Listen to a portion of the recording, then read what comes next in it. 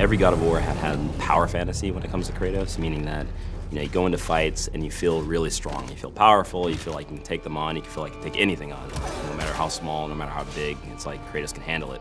So for this game, even though we were changing pretty much everything about the combat, we wanted to make sure that Kratos still felt like he was a powerhouse. The two things that we had talked about early on were like, one, we don't want to make an open world game. Two, we don't want to just mimic Dark Souls. As much as we like that game, there is kind of this interesting loop inside of it that we wanted to capture. That's when we really, I think, started embracing the fact that not all of God of War just has to be charge in, hit, and then sort of wake up after everything's over, right? We just didn't have that strategic element, that cerebral engagement. And all of the pieces that we put together throughout development put the player in a position that they have to think as they're fighting.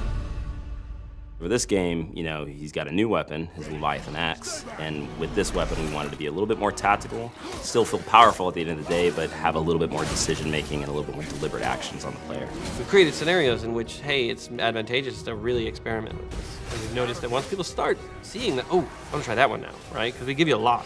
We want to make sure that, hey, when you win this fight, did you win it slightly different than this other player won the fight? Maybe you kicked him into a wall, stunned him, and grabbed him. Maybe you tripped him and then slammed your axe on top of him to split him in half. There's multiple ways to handle enemies this game. But I love the kind of trick shot stuff with the axe. So like throwing and tripping the character and then repositioning myself to put another character between me and the axe, recalling the axe and taking the character from the ground, popping him up, hitting another character in that line from behind, grabbing and then comboing that, launching him up, and then throwing a runic attack on him.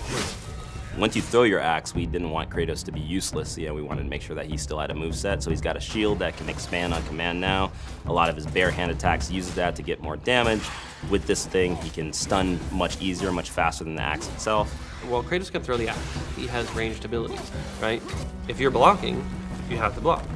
But the addition of Atreus means I can block and actually fire arrows. So I can strategize that I can open somebody up while maintaining some safety and then quickly get in while they're opened up and then follow that up with something. So it gives you a really interesting sense that I can both have an aggressive stance and a defensive stance at the same time.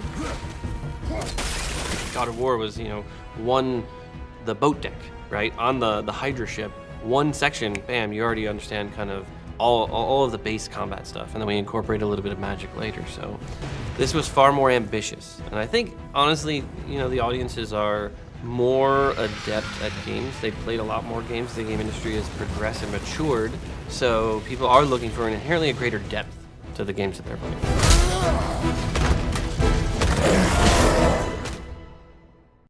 For the players.